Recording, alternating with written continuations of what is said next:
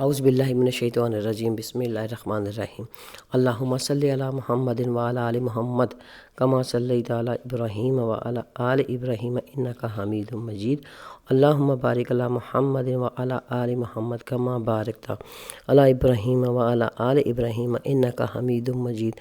صحیح مسلم کی 2704 کی حدیث ہے، ابو موسیٰ اشعری سے روایت ہے کہ نبی کریم صلی اللہ علیہ وآلہ وسلم نے فرمایا کہ کیا میں تمہیں جنت کے خزانوں میں سے ایک خزانہ نہ بتاؤں؟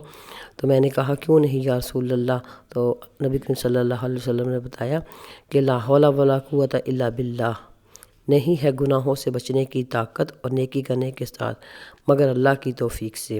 حضرت قیس کو ان کے والد نے آپ صلی اللہ علیہ وسلم کی خدمت کے لیے بھیجا تو آپ صلی اللہ علیہ وآلہ وسلم نے ایک دن بڑے پیار سے ان کو پاؤں سے ٹھوکر لگائی اور کہا قیس کیا میں تمہیں ایسی بات نہ بتاؤں جو جنت کے دروازوں میں سے ایک دروازہ ہے؟ تو انہوں نے کہا کیوں نہیں یا رسول اللہ؟ تو آپ نے یہی بتایا لا حول ولا قوت الا باللہ۔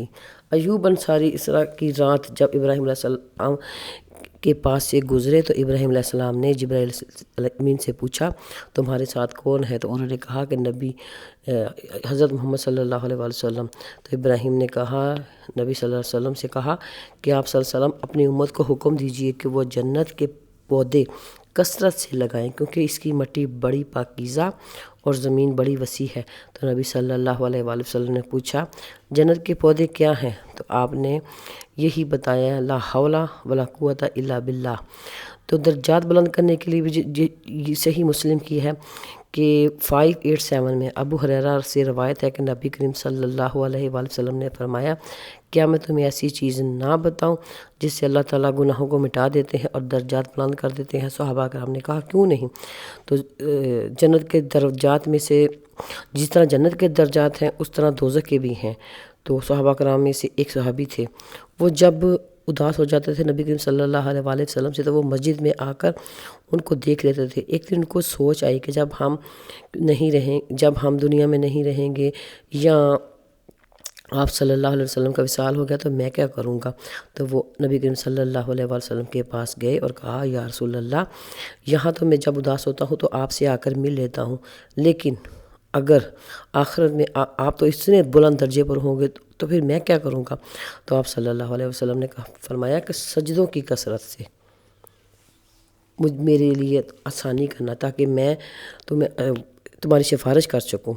نوافل سے اللہ تمہیں وہ درجات دے دے گا، یعنی کہ جو نفل کے لیے ٹائم وضو ٹائم شکرانے کا صرف سجدہ ہوتا ہے، شکرانے کے نفل نہیں ہوتے، توبہ کے نفل ہوتے ہیں، وہ تو ہم اللہ کے آگے توبہ استغفار کے 2 نفل پڑھ کے اکیلے کمرے میں اللہ سے توبہ کر سکتے ہیں، لیکن شکرانے کا سجدہ ہوتا ہے، اس کے لیے وضو کی، اس کے لیے کسی چیز کی ضرورت نہیں ہوتی۔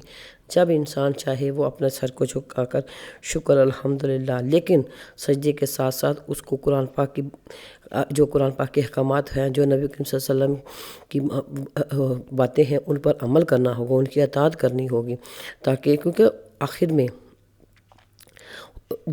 آخر میں تاکہ ہم اللہ کے سامنے جواب دیں ہیں تو ہم نے یہ کہنا ہے کہ یا اللہ اس دنیا میں کہ یا اللہ ہمیں توفیق دے دے کہ ہم نبی کریم صلی اللہ علیہ وسلم کے بتائے ہوئے راستے پر چل سکیں، کیونکہ نبی کریم صلی اللہ علیہ وسلم تو نور تھے، اور وہ نور کیا ہوتا ہے؟ ایک ہدایت ہے، کیونکہ حضرت بی بی عائشہ کی جو روایت حدیث ہے کہ حضرت محمد صلی اللہ علیہ وآلہ وسلم چلتا پھرتا قرآن تھے، تو انہوں نے ان پر قرآن کے احکامات پر عمل کر کے وہ نور ہدایت ہے ہمارے لیے۔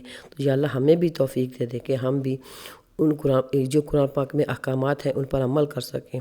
آمین یا الہی آمین۔